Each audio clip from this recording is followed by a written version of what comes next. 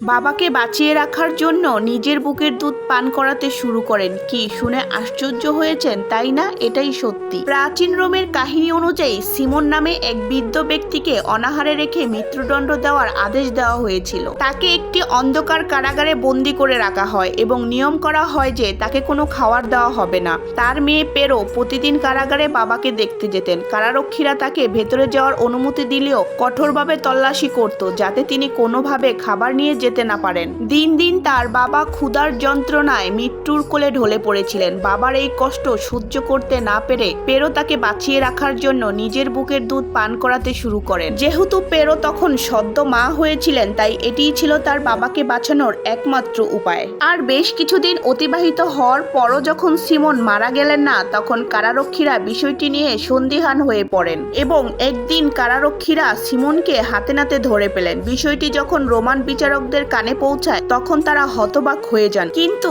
তারা এটাকে অপরাধ হিসেবে না দেখে বরং মেয়ের বাবার প্রতি এই অসীম ত্যাগ এবং নিঃস্বার্থ ভালোবাসা দেখে মুগ্ধ হন। এর ফলস্বরূপ বিচারকরা সিমনকে মুক্তি দেন এবং পেরোর এই মহৎ কাজকে সম্মান জানান। আর এই গল্পটা ইদানিং সোশ্যাল মিডিয়ায় খুব ঘুরপাক খাচ্ছে, তাই আপনাদের সাথেও শেয়ার করলাম। ধন্যবাদ সবাইকে। আল্লাহ হাফেজ।